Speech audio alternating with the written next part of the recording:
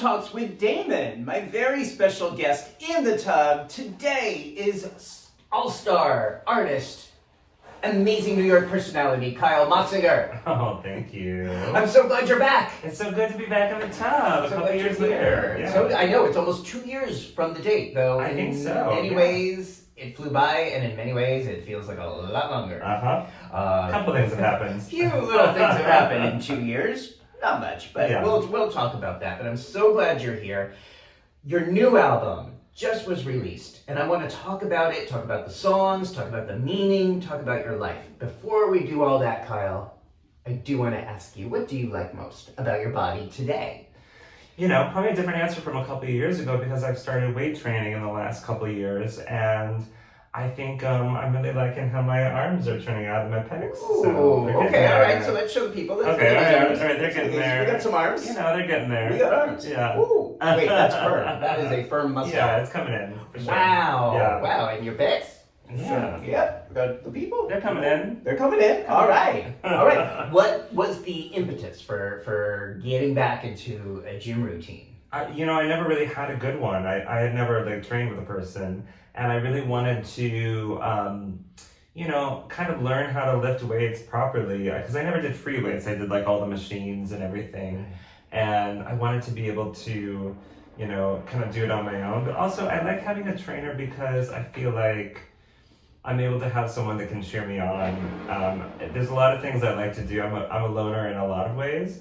But for training, weight training, I wanted to have someone there with me. So wow, so someone there who's sort of guiding you, sort of helping with the discipline, the routine. Yeah, figuring out what weights I need to put on, and just looking at my form, and just helping me feel safe. And the gym that I go to, it's called Buff Personal Training. I'm gonna give them a shout out. And they're a very queer friendly gym. A lot of the trainers are queer. A lot of the people that go there are queer, and there's a lot of great allies there too, so, yeah. That's great. Sometimes people are afraid to take that step, or they get intimidated by going to a gym or asking for help. I think asking for help. Exactly. It's the theme of a lot of these TED Talks. A lot of gay men have trouble asking for help. I think I've definitely been afraid of butting heads with toxic masculinity, and just, where I don't want to get made fun of. I remember years ago, I was using a machine wrong in college, and people were laughing at me, and I know, Midwest, stupid. Wait, they were watching you do a machine wrong and laughing at you? Yeah, right, yeah. Yeah, it wasn't, it's not a scarring thing, it's just I remember, I want to make sure that I'm doing everything correctly. Yeah. And in a safe place where, if I am doing something wrong, we can laugh about it, and it can be oh, Queen, do it this way, something really fun, Wow. Yeah. So you can add levity to it. We can have a sense of humor about it. Yes. Yeah. Yes. I just always assume at the gym no one's watching me. I feel pretty invisible. If I'm doing something wrong, I don't think anyone's laughing or anyone's really. I don't think anyone pays attention to me at all. Usually that's the case. Also, I feel in the Midwest, everybody's a little bit of a busybody because it's a smaller area. This was a smaller gym, you know what I mean? So it wasn't like the city where I think people sort of keep to themselves, and I think in a small town, people are kind of up in each other's business. I see. I think anyway, often, so. I see. Okay, so that's feeling good. Yes. How does having more muscle and having more of a routine around fitness, how is that impacting your mental health? It feels good. I just feel more in my body than I ever have before. I feel I'm very confident. There's still stuff I want to change. I want to, slim down just a little bit. Just my tummy. But why? Well, it's more of it is more of an aesthetic thing than health thing. It's just the way a shirt fits and blah blah blah. And I know that that's just from what I've seen, and I just think I think I actually love guys with big bellies. It's just from me. I feel I don't know that it suits me as well as other people. I don't know. That's just a weird thing that I feel. I understand. Yeah. You don't hold others to that standard, but you hold yourself to that standard. No. And again, I think that's really common in our community. It's we don't expect. A lot of men I know are very attracted to men who have tummies. And I am. I'm attracted to guys with tummies. Yeah, but then don't think that sexiness applies to them. Yeah, I mean, it's just, it's not even that I think of, like I said, like a bigger belly is not sexy. It's just, for me, like what I want to see is, I guess just, and it's just a little bit trimmer. I understand. Yeah. I understand. Okay, now you are 39 right now. I am. 40 is approaching. It sure is. How do you feel about turning 40? I am excited about turning 40. I feel like the hope is that with every decade I enter in, I'm just a little bit more in touch with who I am and what the world is like, and I just feel like a little wiser, is what I'm trying to say. I feel like my 20s, I didn't know anything. My 30s, I knew some things, but I still had a lot to learn. And I feel like every year that I'm on this earth, I'm like learning so many new things about just like how I need to function, how I need to manage my money and all the things, I feel like I'm growing. So I think 40 will be even better than 39. Wow. So there's a lot to look forward to. Yeah. A lot to look forward to. Learn using your life experience For sure. in a way that benefits you. Yeah. And benefits your life. Yeah, for sure. Right? Yeah. That's what I think this is about. That's what I think this idea of aging can offer us. I know a lot of people think of 40. So you tell me, because this might have been true more 20 years ago than today. But people in the gay community 20 years ago would think of 40 as like, okay, well, that's when you are over the hill and through the woods and left to pasture and whatever nasty metaphors we can think of. That you're obsolete at 40. No. Have you been feeling that? No. I mean, look, there is a feeling that I will say that there's a feeling that I've had before of I'm not doing enough. I'm not where I want to be at this age. I want to be further along in my career or further along, but as far as being, growing older as a gay man, I think I love daddies. I really do. And I feel that helps. And I feel like as a community, I feel like we have a different thought about aging because of that. I feel like older gay men are suddenly, maybe not suddenly, but have grown to be really admired and maybe even fetishized a little bit, and I think we aren't in the same place we were when 20 years ago, like you said. And we didn't have a lot of role models back then. We didn't have a lot of men who were out and visible and sexual and vital over the age of 40, 20, 30 years ago. Well, the porn back then was all, younger guys. And I feel like now we have a lot of, daddy porn and we're seeing men be sexual well into their later years, So, and that's probably thanks to, great drugs like Cialis and things like that. But I think we're starting to see that men,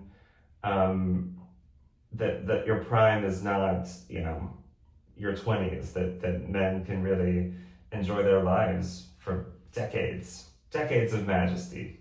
I think so. Yeah. I felt that when I was in my 20s, because I was always attracted to the daddies. There weren't that many, but the ones that were there in San Francisco always, for me, was the erotic appeal, and also just sort of the vibe, the spiritual vibe of men who had kind of been through the war of AIDS and were still going through it, but also contained a strength. And I thought someday I want to be that. And so for me, aging was always in a positive way, right? And I wish more people could understand that. I think it is more so today. I think we do have more visibility and, enhancers, which are great, in so many ways to tap into our power and our purpose and our pleasure at all ages.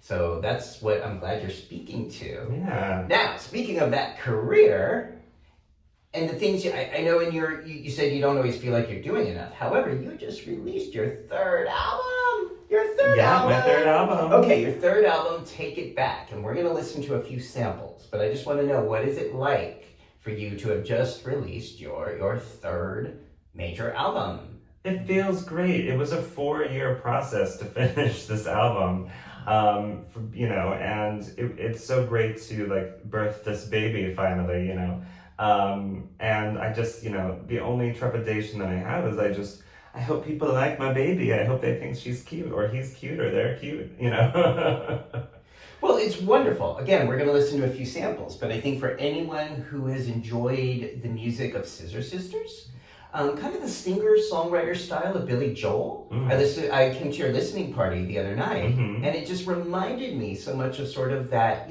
like Billy Joel had a lot of control over his career, the different albums he did, the different styles he did. But he was often writing and singing about his life and about his struggles. For sure.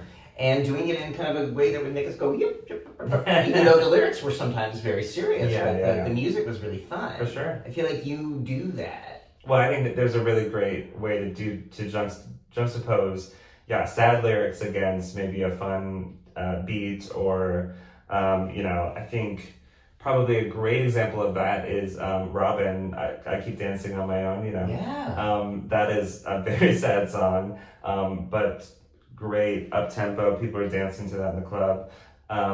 So I think it is fun to sort of play with that. Or, sometimes on my album there is a song that is just sad and it lives there. So it can be both. How has it been for you to birth this album? It is the hardest album I've ever done. It's the hardest thing I've ever done. This process was harder than the rest. For one thing, financially, I just didn't have the money to finish it. It took 4 years, not because it took that long to actually make the album, but because it took that long for me to have the money to finish the album. It's very expensive as an indie artist to do an album, especially when you're an indie artist like me who has real musicians that need to be paid. You aren't doing it all yourself in your bedroom, which there's nothing against that. That is totally valid. But that's just not how I made this album. I made it with a village of people, a city of people. So live, real musicians, professional musicians, people who work professionally as musicians, people who work on Broadway, people who are in Broadway pits, string players, guitar players, everybody. That doesn't mean that there's not like synthesizer stuff here and there, but it just means that there's a lot of even like the opening song, I hired a brass player from this website called soundbetter.com. I'm gonna shout them out, they're not paying me to. But you can kind of meet up with real musicians and be like, hey, I need a brass part on this song, and they will whip something up for you and send you the parts. Wow. Yeah, it's pretty incredible. So that's incredible, and that takes money. That takes, yes. We're talking about actually rewarding humans yes. for performing artistically. Yeah. So much of what people are talking about these days, and I feel like more so in 2026 than in my time, is the fear of technology and the anticipation and the catastrophizing about AI. And in many ways, it's very real. I mean, people are losing their jobs. Oh, it's affecting the music community very strongly now, because there are apps where you can, put in a prompt, like I want a song that sounds like, I don't know, maybe a Billy Joel song or something else. And, I want it to be about this, or, it's getting very smart in how it works. And I think I heard recently that there's a song on the Spotify charts, top of the chart, that is AI. All of it, a singer? I think so. Wow. Yeah. Wow. Excuse me. I've coughing, not because of what you said. No. What do you think about all that? I think it's scary. I mean, look, I think I was talking to somebody about this the other day. There are bits of AI that we've been using for decades that help us spell check, is probably a form of AI, It's, or, things that like sort of help us. But I think,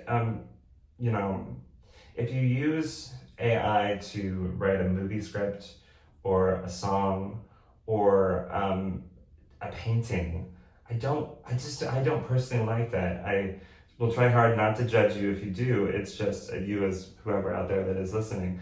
But, you know, like I was a little upset when people were you know, turning their photos on Facebook into like works of art, because what the AI was doing is it was using real artists' style to sort of imagine what that picture of you would look like in that artistic style.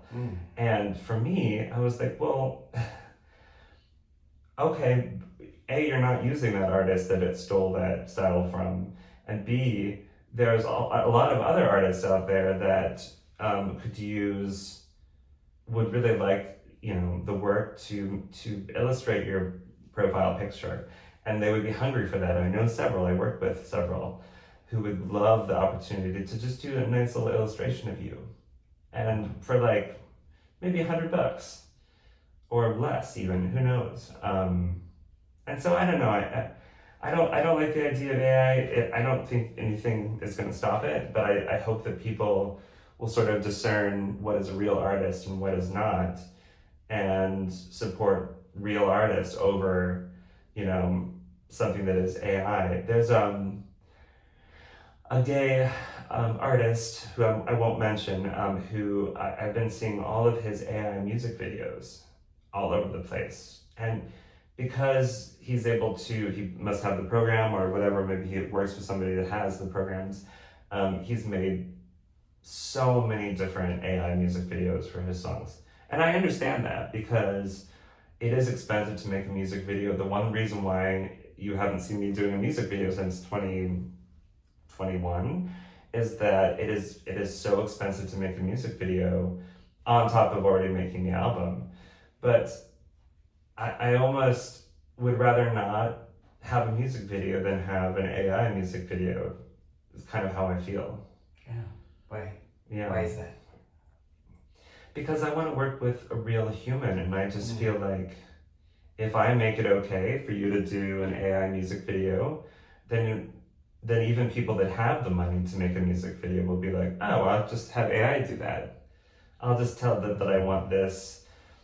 I want it to look like I'm in the middle of a field singing, and it'll just do it for you, and you won't have to actually go out to that field with a photographer or cinematographer to do that. Right. I just think, you know, I don't know. I maybe I'll change my mind in a couple of years, but right now I'm just not into that. Right now, your music represents humans. Yeah. Humans. Human beings making human music. Cheers to humans. It reminds me of a line from a movie. Let's see if you can name this, where this young man is telling this music professor, you don't need all these things. You don't need people. You don't need strings. You don't need drums. You can do all of that yourself in this day and age. And the professor says, that's not music, that's masturbation. Well, I love masturbation, but I understand what you're saying. That was from Fame in 1980. Oh, okay. So they were having this debate, Chorosky and Bruno. I do remember that scene, yes. And it was interesting because in 1980, these questions yes. and debates were coming up yes. about, because when synthesizers were becoming yes. advanced and computers were becoming advanced, there was this tension between humans playing music and people using computers. Yeah. And I still, I'm still very much biased in favor of what you're describing of humans who coordinate and collaborate to create something magical and beautiful together. Yeah. Despite the fact that it takes more time, more effort, more money, and it can make the process really long. Well, unlike in Fame, I'm in favor of synthesizers, electronic drums, and all that. I'm okay with all of that because there's a human being behind it doing it, like punching in the notes, playing the synthesizer, so I think that's what they got wrong back then about it, and it was the new thing. So yeah, it was it was anticipating fear about the technology taking over. Yeah, and I know that there's often someone saying the AI prompts of what they want, but it's different because you're not creating that AI field with your hands. You're telling the computer, I want a field, and then it just does it. Yeah. Whereas, like in Photoshop even, you could create a field. I see on Photoshop, like Adobe Photoshop, sorry to call you out, Adobe, that now they have AI things in it where you can prompt AI in it, and I don't use that feature because I want to, for better or for worse, I want it to be my hand that works on the Photoshop. Yeah.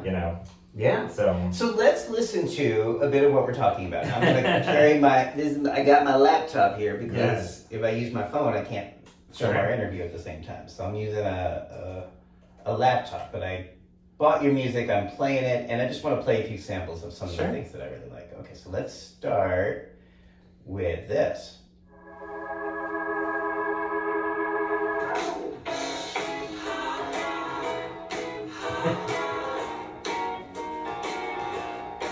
So we're listening to the first single, Let's Try This Again.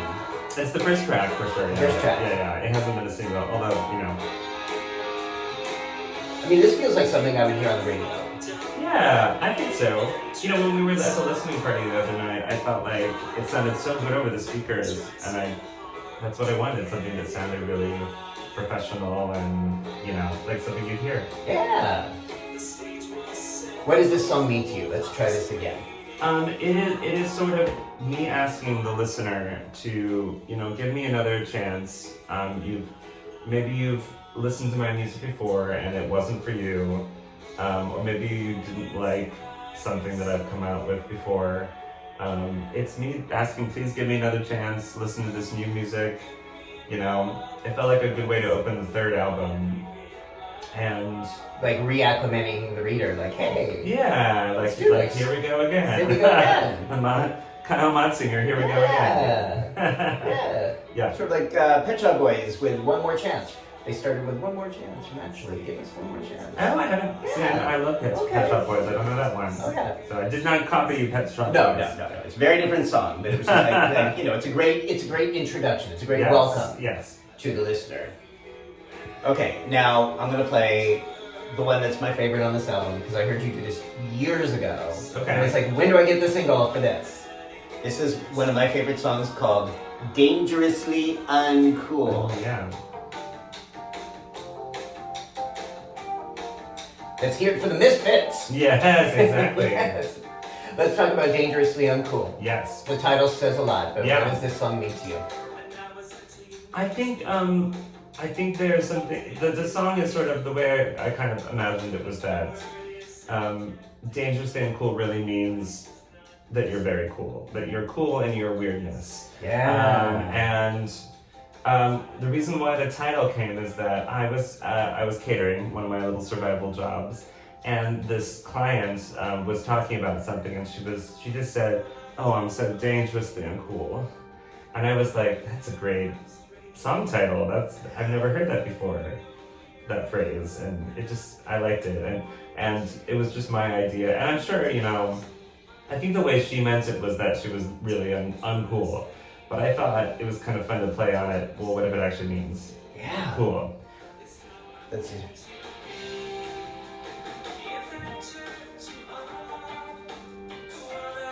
Yes. Let's trick ahead. Dangerously uncool, and I'm glad. We kind of talked about this in our first interview. I'm going to play more, but that experience you had in your life of being dangerously uncool, of not being the one who people perceive as part of the in crowd. Let me make sure that doesn't fall. Let's talk about that. Well, I think that is such a universal feeling. I think it's feeling like you're not fitting into to what is considered the norm of society or cool. As a queer person, as a gay person, I've always felt that, but I think you can feel that way for a lot of different reasons. And I think what I'm hoping is that people will, and I've had a couple songs on a couple of my albums that are sort of, anthems about accepting yourself, and this is definitely one of those sort of anthems of like, this is who I am. You can walk into a room and imagine the song is playing for you, and feel like, what, these people may think that I'm a weirdo, but I know that it's a great thing. It's a cool thing. And that it's a celebration for those of us who have been in there. Yeah, Sure. It reminds, like, even in high school, like I got that from Rocky Horror. Like I was Yes. thinking about that a lot because I just saw Rocky Horror Oh, show yeah, on Broadway. yeah. It brought back a lot of memories of just what that community meant to me in high Right. school, and how so many of us were in a dangerously uncool group, For but sure. found community Yeah. and empowerment Yes. and ability and kind of that ability to say, you know, so what? Yeah. For sure. You know, like this is who we are. Yeah. And that really helped me later in life because I didn't feel part of the gay crowd. Yeah. I don't feel part of the therapist crowd. I don't, you know, not a lot. I don't feel like an insider, particularly in any crowd. Yeah. Which for earlier in my life was a painful thing. But then really later in life came to see that's an advantage. Being dangerously uncool has served me well. I wouldn't be doing this pep talk with you if I wasn't part of that outsider Well, thing. and look, I want to be clear that there are days when the feeling creeps in of like, oh, I want to fit in, you know, so I don't always follow practice what I preach. So sometimes when I write these songs, it's for me to follow too, you know. It's aspirational. Yeah, for sure. Right? And Yeah. yes, I mean, sometimes it really hurts. Yeah, for to sure. be on the outside. Yeah. You know, I'm a very specific singer-songwriter. I'm very niche, to be honest, because I sound a little bit like a musical theater boy when I sing. And, you know, it's not like I'm singing, you know, operatically or anything on it, but like I sound, you know, the way I sound, and it's not for everybody. And I sometimes feel excluded. I'm not a dancey singer-songwriter. I'm more at the piano or, you know, up at the microphone, just delivering the songs. And so I don't always feel like I fit in, you know, like even in nightlife, because I don't know that it's exciting enough. You know, I had somebody say that I needed to get a gimmick, and I was like, why? Can I just deliver my great songs with a good voice, hopefully? And, you know, so I feel like I've often felt, you know, very much dangerously uncool. And, you know, sometimes it gets to me, and I have to just, you know, kind of listen to this song or listen to my thoughts, and that, you know, when I am enough, I am good enough. What I have to offer is what I have to offer. Nobody else can offer what I offer. That's right. So That's right. You're unique. Your talent, your art, your point of view is unique. No one can say it exactly the way you say it. And I do think this theme feels very connected, feels very universal, which is ironic, right? Mm-hmm. That so many of us feel dangerously uncool, but I think we're the majority more than the minority. Yeah. You know, unfortunately, I think in the gay community, there's sometimes an overcorrection of that, where people want to just dismiss or dissociate from that, and then try to be like, no, I must be in crowd, you know, Sure. and then try to reinforce my insecurity by making other people feel like they're dangerously uncool. Yeah. Right. But I do think that when you express your feelings this way, when you share this vulnerability this way, it helps people feel less alone. Right. And again, just to me hearing that song, it's like, oh, you're singing an anthem from my life. Even though this was before we even met. Thank you. That I heard that. Okay, I want to play another sample. I want to play more stuff. This is so cool. Okay, let's do. Speaking of which, Oh yeah. again, groovy live. This is real people playing real instruments. Yeah.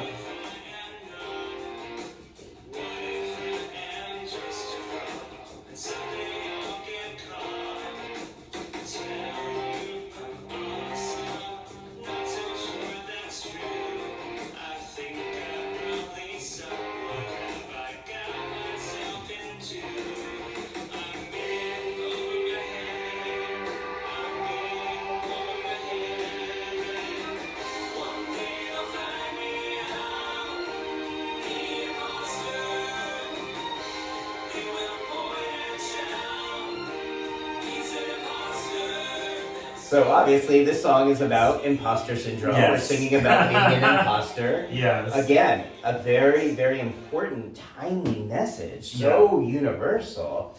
And that was all live humans playing music, folks. That was, you know, that's again, like just to appreciate that you gathered people to play this music. Yeah.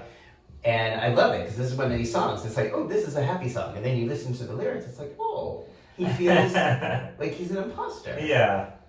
By the end of the song, it gets to a better place of like I'm not an imposter, but I do feel like there's a transition there where yeah. you realize you are good. Yeah. You're not the imposter. Yeah, and for this album, once I was writing it, the theme really became clear that I was going to write about insecurities of being an artist, which, you know, I've been saying to everyone, like, the album's about me being an artist, but it can be about anybody in whatever career you're in, whatever place you are in life. You can feel like an imposter at some point, and hopefully, you know, get into a better place. Right. So we see themes here, right? Like yeah. themes, and the album has so many themes. Yes. Like the ones that I've selected so far really run that theme that resonate for me. And I know so many people I know, and so many clients I work with, and so many people watching this who sometimes look at social media or look at other people appearing happy and then judge their insides by other people's outsides. Right. And they ask themselves, what's wrong with me? Mm-hmm. Your music speaks to that in such a beautiful way. Is it weird for me to be playing your music in front of you? No. I've been listening to it for a while, so I'm not like Barbara Streisand, who's just like, I don't want to hear my voice. I love Barbara so much, but I'm okay. You know, there might be a time where I'll be like, okay, I'm not going to listen to this for a while, but I try to make music that I want to listen to. So yeah, and I'm not just listening to me. I'm listening to those great string players and that band, and you know, people, mm-hmm. the people who worked on this. Yeah. This is, again, the beautiful human creations. Yes. Okay, couple more, because I have some questions here. Sure. There's one very, very short piece here called The Attack. Let's just listen to a few minutes or a few seconds here.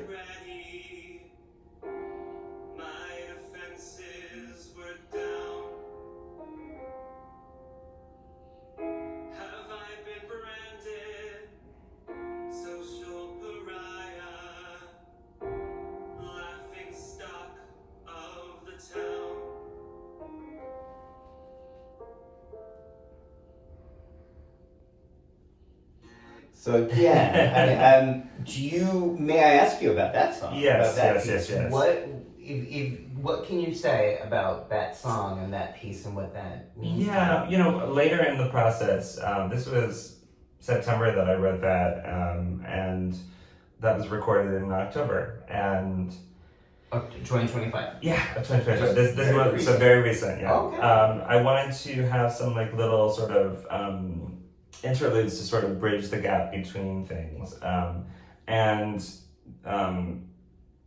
I'll just talk about it. Some artists are very like cagey about responses, but a couple years ago, this is after we last spoke, I had done a show at Green Room 42, and I had been inviting people from the New York gay nightlife community to come see the show, because I had been nominated for a couple of awards at the Glam Awards, and you know, I had done a lot of performances, especially pre-pandemic. I did even more, but I really wanted people to come, you know, see me with a full band. I was so proud of the band, and I wanted people to see like what I do, because what I do in the community is very different. The community is full of, you know, drag queens and boylesque performers and burlesque performers and other types of, you know, arts.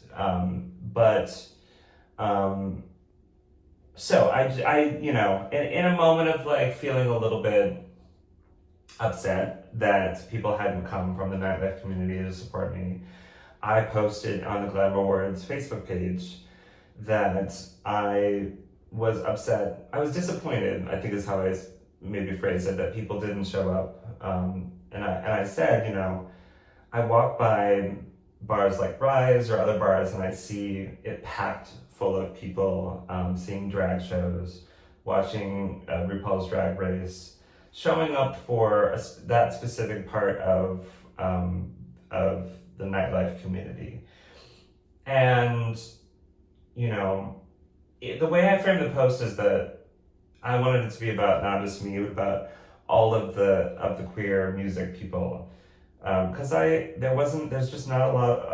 still isn't a lot of opportunities for queer music to be heard in nightlife. And drag is sort of the dominant entertainment that you see in gay bars or queer spaces. And I had, some people agree with me. I even had drag queens sort of agreeing, like, yes, we need more variety in the community and nightlife. And someone who shall not be named decided to come for me in that post and said, how dare you talk about drag queens in this time when they are under attack? And then went on to attack me and say, well, maybe you're not talented enough. Not everyone is an artist. The Artist's Way, which is a book, is a lie. Maybe you should be spending your money going to see drag shows and blah, blah, blah, and just really laid into me in a way that was so such a personal attack. And I replied to the post, I'm not saying that I dislike drag performances. I love drag queens. I've been to drag shows for, at that time it was like 12 years of living in New York City. And I was not attacking them, and basically what I was trying to say was that I just wanted a seat at the table of queer nightlife, more opportunities to perform. And I wanted that for every music performer that I know that's trying to get their music out of there. And a lot of them have not been performing very much because there's just not a lot of opportunities. Ultimately, I decided to delete the post. I found out a couple days later that somebody had screenshot this from the Glam Awards Facebook page and were sharing it on what is now X. I think it was probably X back then. And it was, and people were saying like, oh, he really dragged that ginger, and people were coming to my YouTube, my Instagram. They were coming to my social media and people I didn't even know and saying, oh, this song is terrible. Like, he was right about you. And yeah, and even a couple months ago, like 6 months ago, somebody came to one of my YouTube posts and said, oh, what that person said years ago on the Glam Awards website, I was totally right. This is terrible. Yeah, some people in our own community. What does that feel like? It feels terrible. It felt horrific. I felt, as I sing in that little song, like the pariah of nightlife. Like, my intent was completely misunderstood by this person and probably a lot of other people who didn't know the context. And, I learned a very valuable lesson, which was maybe that's not a conversation to have in one Facebook post. And yeah, so for the last couple of years, I've honestly not felt like I belonged in New York City's queer nightlife. I've really not performed much in the last couple of years, other than those like full band shows, which were that's not really queer nightlife, that's more of just like the cabaret scene. I felt more at home there because I can do more live music performances there, but yeah, it sucks to not feel like your community supports you and understands you. And so, I talk about it in that little interlude and in the final track, Take It Back, which I don't know if you planned on playing, but that is about my feeling that I really want to take the power back. And honestly, the person that ridiculed me on there, I've not talked to at all since then. Is this someone who knows you in real life? This is someone who's well known in the community, yeah. But they weren't at that show. No. So they were making, okay. So yeah. They were making, no, they never, they might have seen me perform at like an open mic, years before, but they'd never really gotten to see what I do. And I don't even know if they ever listened to one piece of my music. So it was, yeah. So I don't want to go much more into that about that person, but thank you. But I will say it's been tough. So It sounds to me like cruelty. You know, you state an opinion, you state an experience, and the mob kind of came for it. Well, here's the thing, though, and this is important to sort of talk about, is that by mob, I think it was only probably a select group of people that ever even saw my original post, that even knew about what happened as the fallout. I've sort of talked to people in the nightlife community since that didn't even know that any of this happened. So I do think with the title track, Take It Back, you know, the lyric is, the power that you have is the power that I gave. I take it back today. And it's because I feel like I gave that person a lot more power than, you know, they probably posted that reply to my post and forgot I existed. I don't think they've been seething about me for years about that post, but I gave that power to that person. And I think we all do that. We all have someone or something that we have given our power to and made such a have given such a hold on our lives, our mental health, our feelings of if we're good enough or not. You know, we do that. And my hope is, again, this is sort of the aspirational thing. I don't know that I've completely let this go, to be honest. I still feel like a bit of an outsider in our community for just trying to speak up and bring change. And I guess that's probably what a lot of people that try to speak up and bring change feel. But the hope is that if I say I'm taking my power back, I will fully take my power back. You know? It's a process. I would also ask you, because I was there, or at least one of your shows. Yeah. What was the feedback you got from people who were actually there? They liked it. They said they liked it. They told me they specific liked it songs. Or they loved it? Well, yeah, sure. Loved and liked and enjoyed and all the good things. Me and my friend Ingrid, we loved it. Yeah. We were sitting right in front. Thank you. It was amazing. Thank you. You, the instruments, the music.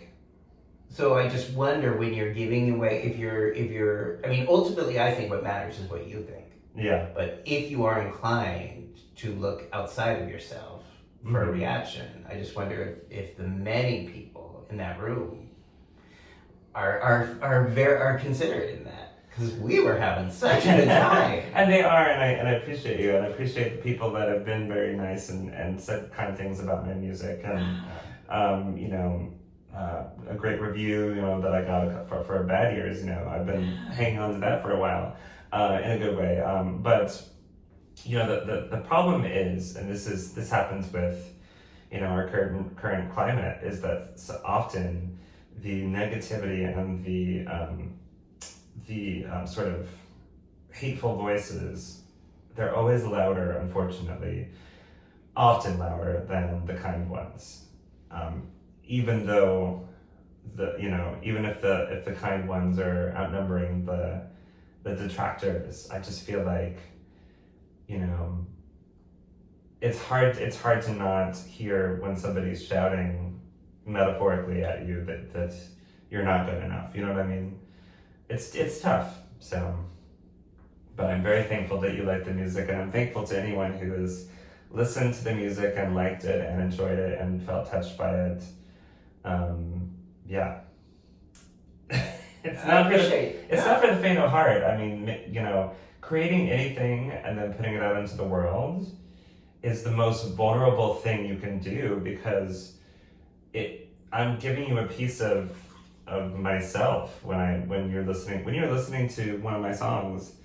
That is a personal piece of. This isn't maybe the way for every artist, because some people are, you know, if you listen to like a fun club song, I don't know. I mean, it might still feel that way for that person, but when you're talking about something very personal and confessional in your music, it is hard to put that out into the world. It's vulnerable. It's really very vulnerable. Yeah. And I appreciate you speaking to that and just speaking to that observation that, you know, like you could be 99 people could tell you you're amazing, but the one person who's like, bitch, you ain't nothing. That's the one. That is the opposite of the Lady Gaga thing that was going around for years. Do you remember this? No, tell me. So, I love Lady Gaga too, but I feel like I have to, you know, qualify this. Is that when Lady Gaga was doing her Star Is Born, she was at every award show. She was saying like, there could be 100 people in a room and none of them believe in you, but one person believes in you, and it's enough, and blah blah blah. And it was very true. It's just she said it at every single kind of award thing, and people were like, "Oh, so sorry." Yeah. Well, it's with that awareness, and it's that process. Yeah. Really being aware of who you're literally paying attention to. Yeah.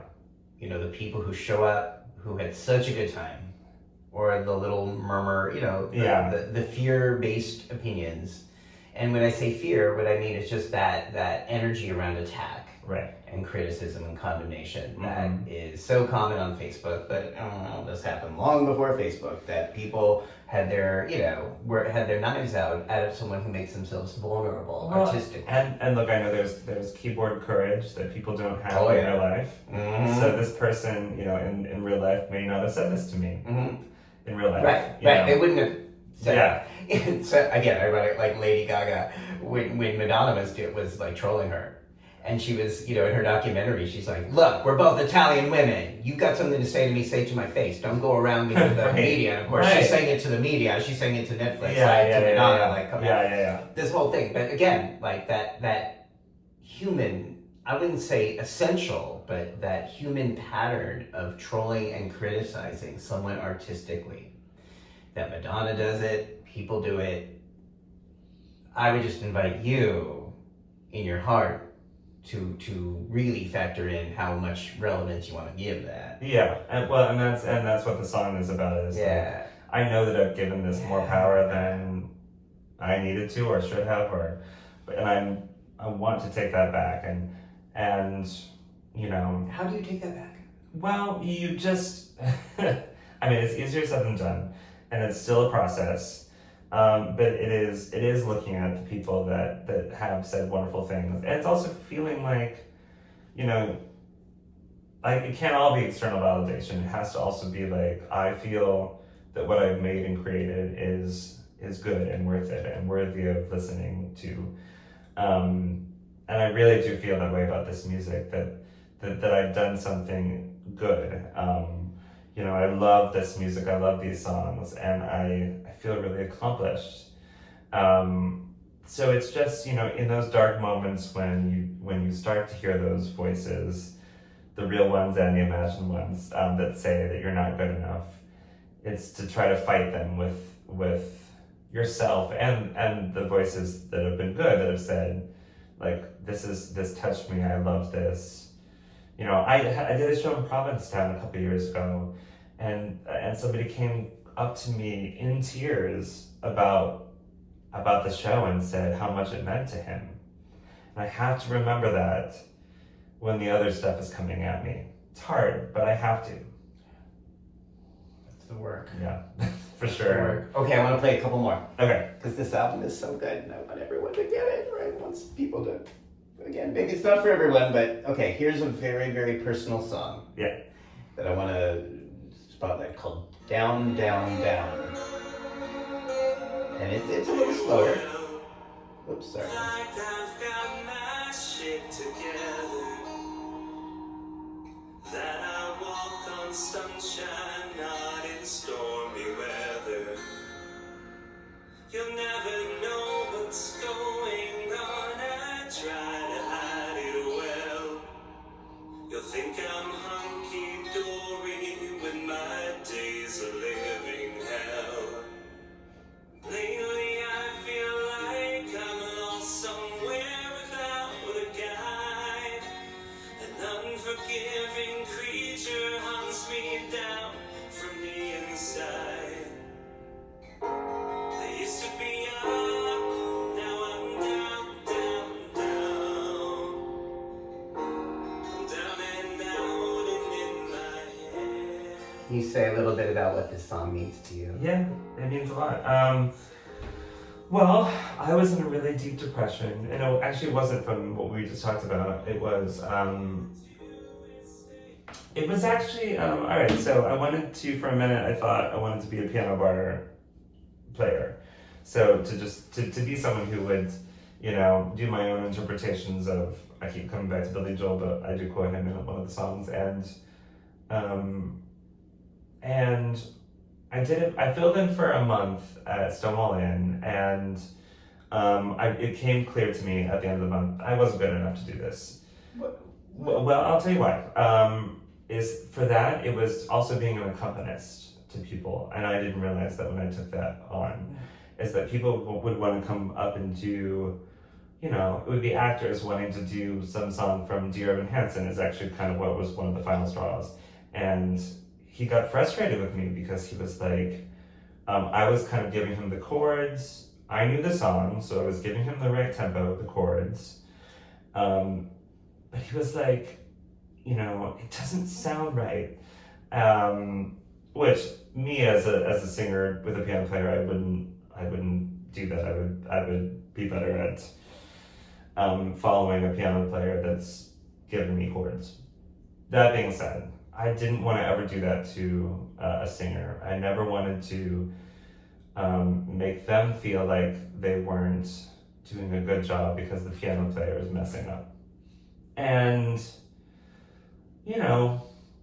also I was, somebody that worked there was like, your tempos are kind of slow. And it was just, so I was like, all right, I'm not good enough to do this. And that put me into a really big depression. I really felt so sad, and all of those doubts and insecurities crept in. And I wrote this song during it, because it's just where I was sad. And I think this song is important because, and the song doesn't end on a happy note. It doesn't end on like, and now I'm okay. It stays in that depression and that sadness. And I'm hoping that when people look at the big picture, I came out with that as a single for May's Mental Health Month, and I came out with that two Mays ago as a single to like probably right after we talked, to sort of just kind of be a part of the month. But even recently I had someone be like, oh, that song was so sad. And I'm like, well, yeah, it is.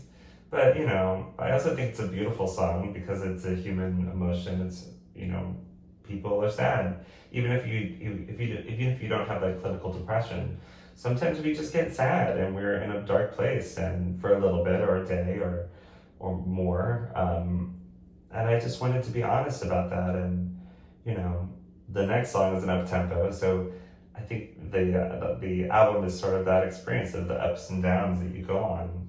So, yeah. I mean, it is sad, and life is sad, and this year, yeah, it's been 2025. Yeah. Everyone I know is going through some pretty difficult sadness Yeah. as we struggle in these times. I can say it helps to hear an artist reflect some of those feelings of despair. It's good to hear because that's what I want. I want people to feel a little less alone when they hear that song. Like, oh, I've been sad too, or maybe they're currently sad. Yeah. And I remember, when I was younger, I was sad.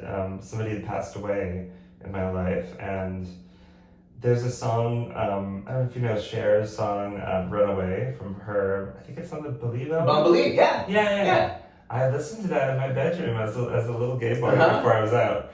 And that was how I was sort of dealing with my sadness, is that song specifically. Yeah. That's powerful. Yeah.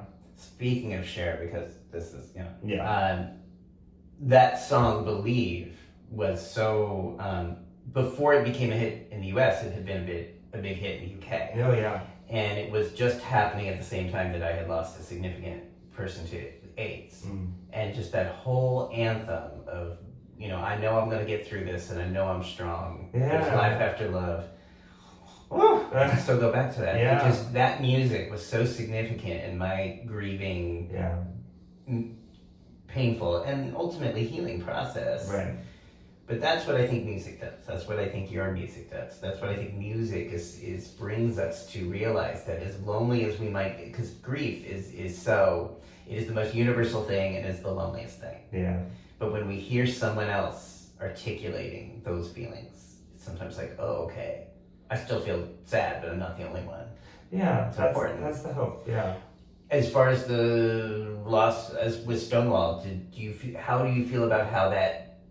In any way, did that experience serve you or help you learn something about yourself? I think I came to a place, and I'm at a place where, you know, it's okay. You don't have to be good at everything, and you don't have to be for everybody. I think what I needed to realize and come through on my own was, just because I'm not good at this thing doesn't mean that I'm just not good. Yeah. You know what I mean? Like it's not that I'm, you know, just because that wasn't my forte doesn't mean that I can't play the piano or I can't sing or I can't entertain, you know.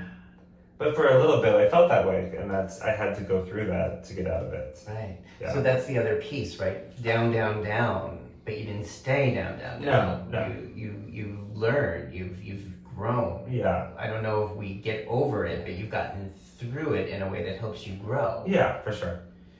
And again, I think that's such an important part. This is why music is so important. This is why music made by humans is so important. Because I don't think, Tom will prove me right or wrong, I don't think there's ever going to be a machine that can speak to that part of the human experience of grief and pain and loss and disappointment.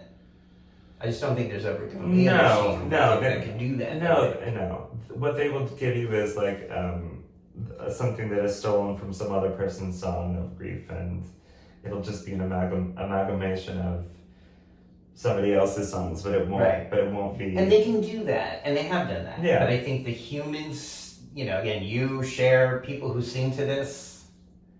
It's now. I just don't think there's a way to replace that. No, I don't think you can replace, you know, what you hear in someone's voice when they're singing really emotional. The one thing about AI videos that I said to someone recently, when I see these AI videos, that some of them look pretty realistic. When you hear the talking, it sounds like bad acting to me. Mm-hmm.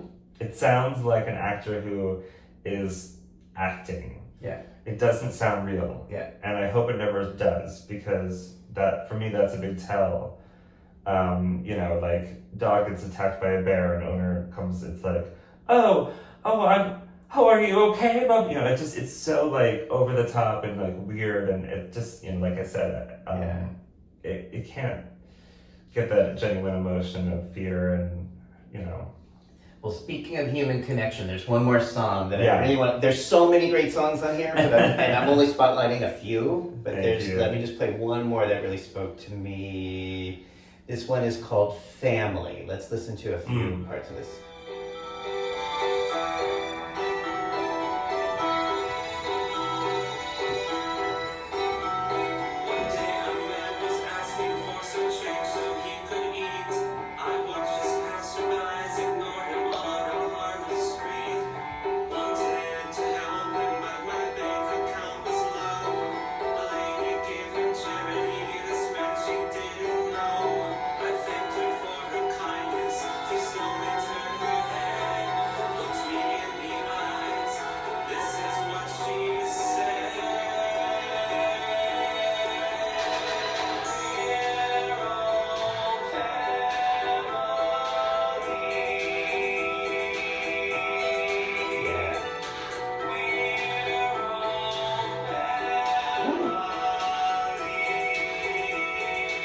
Love that.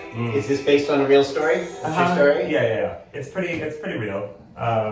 So again, I think the lyrics will be understood, but this is you observing this woman who just showed kindness and humanity and generosity to a person needing help. Yes, she. I mean, it was sort of a situation where I had just enough money to get myself something at Dunkin' before work. My bank account was literally so low, as I sing about, and I really wanted to buy him something, but I really just had like enough for myself to get something real quick, and then I was going to get paid a couple days later, and this woman was like, I got him. And I thanked her, and she looked at me and said, we're all family. And it really did it. Like I sing about in the song that it was words that shot like daggers through my heart. It really did feel like so important when she said that. And that's a lot of times how music happens for me, is like someone will say something like that, like with Dangerously Uncool, they'll say something, a phrase to me, or something will pop into my head like that, and I'll just know. And that song went through some changes, I was actually gonna write a song for a musical that never happened called Family, and it had the same, sort of music feel to it, and then when I decided to include it in this, or to really kind of write it into a song, I remembered that what had happened with that person who needed help, and then the song really kind of came alive, and I wrote it pretty quickly because I was like, okay, the first part of the song is about this that happened, and then I want to talk about how, later in the song I talk about how, like, we all sort of will keep to ourselves, we'll be going about our days, and we don't want to like connect with people, and and that's about safety, feeling you're trying to protect yourself, so you're not really making eye contact with other people on the street, or but we have to realize that everybody that's around us has a story, has a life, and they are they are family. I mean, and we don't have to always like everybody in the family, but you have to like have some love for humanity. And I think that's really lacking right now, is that we're not thinking of our fellow humans as family, as as this big family of a human race. And I just think if we did, we would be in a very different place than we are now. Yeah. Because we're not thinking of people as family. So I think so too. And again, this is the power of humanity. This is the power of art, the power of interconnection. And this is just one of the themes people will get on Kyle's album. Take it back. Take it back. Take it back. Which sort of is funny to me. That's sort of a double thing. Oh, it can mean a lot of things. It can mean a lot of things. I totally would have means for that song, but yeah. As far as an album title goes, it can, it's all the album also has a bit of a throwback sound, because that's just my sound. So yeah, maybe we're taking it back to a more retro feel. Oh, I like that too. Yeah, it's kind of groovy. Yeah, there's some like 70s vibes, but I hear some 80s bopping. And thank you so much. Thank you for visiting me, and thank you for doing this album. Again, I think for anyone who's thinking this summer about what album they might want to celebrate or share or feel connected to, I know there's a lot of options out there, but indie artists are important to celebrate. And I promise you, when you get this one, you're not going to be sorry. There's something on there for everyone to connect to. Where can people get this album? So this is on all the streaming platforms. I got it at Apple Music. Great. Apple Music is great. They pay artists quite fairly. It's on Spotify. Spotify does not pay their artists fairly. Okay. Okay. But I'm glad it's there. And if that's the only thing you use, okay.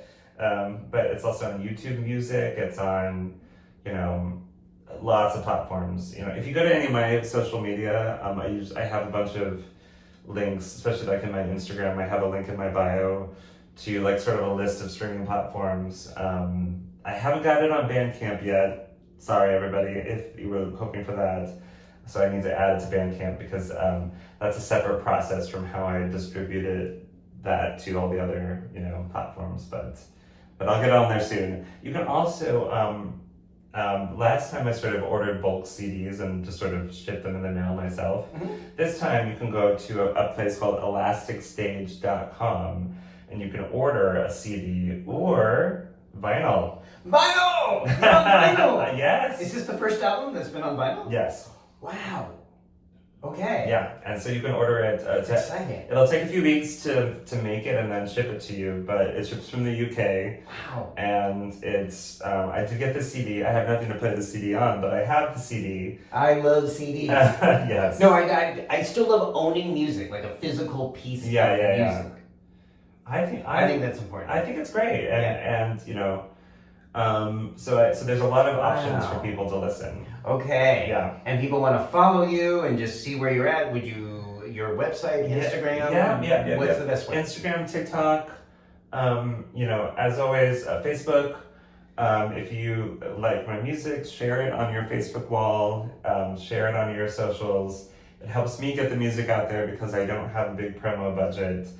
Well, you're an independent artist. Yeah. Sorry, and we didn't even say that much, but again, for those that are feeling trepidation and fear of AI, we can think about how can you be the change you want to see. Well, support independent humans, artists who don't have major labels funding their videos and their music. That would be a start. That is a start.